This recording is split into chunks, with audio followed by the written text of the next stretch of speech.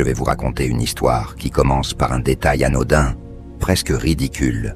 Un silence trop long au téléphone.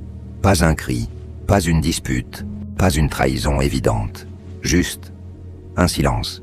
Et c'est ce silence qui a déclenché une vengeance froide, méthodique, familiale et conjugale, comme seules certaines vérités savent le faire. Avant d'entrer dans le vif du sujet, laissez-moi vous dire une chose. Si vous aimez ce genre de récit, sombre, réel, raconté sans filtre, abonnez-vous à Vengeance Froide.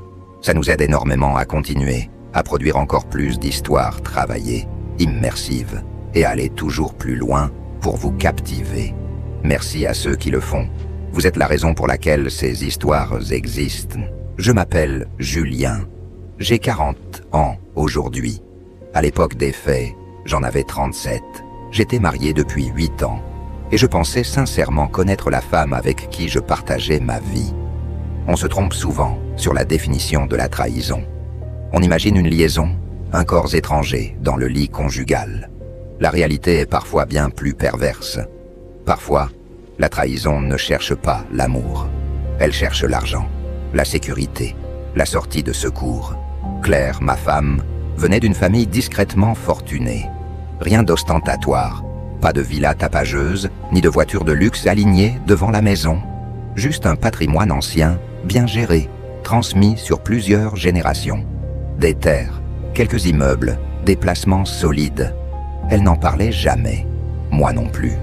J'étais ingénieur. Je gagnais correctement ma vie. J'étais fier de ne dépendre de personne. L'argent de sa famille n'était pas un sujet.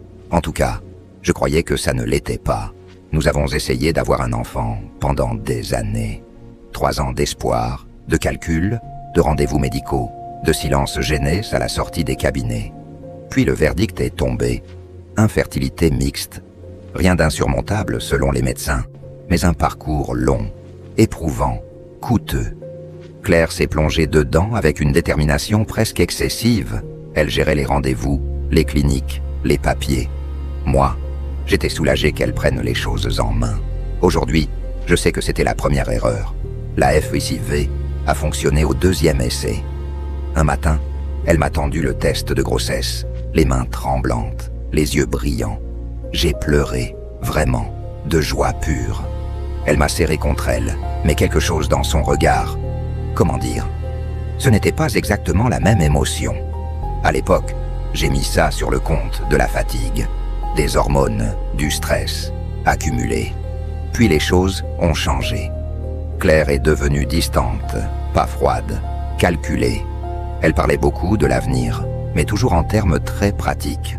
Testament, sécurité financière, protection de l'enfant.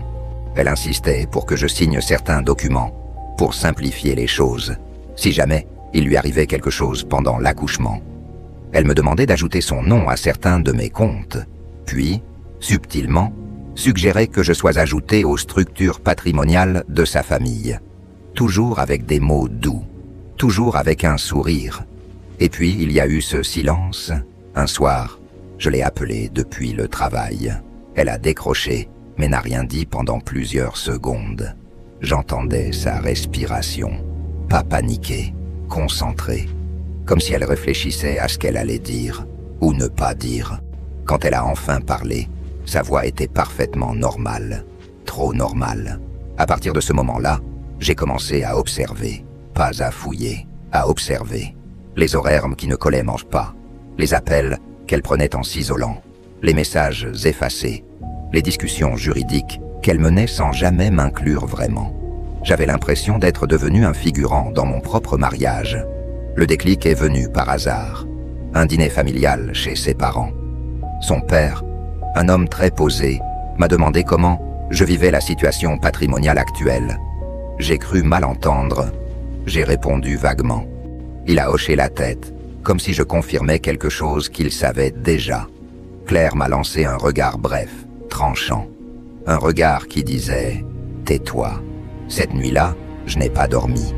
J'ai fait ce que je n'aurais jamais pensé faire un jour.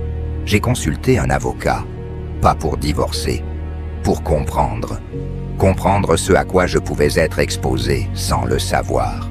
Et ce que j'ai appris m'a glacé le sang.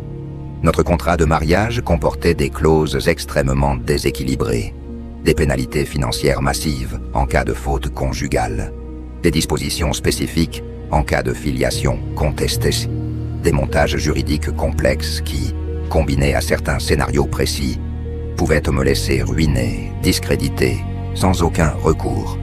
Des scénarios qui ressemblaient étrangement à ce que Claire semblait préparer.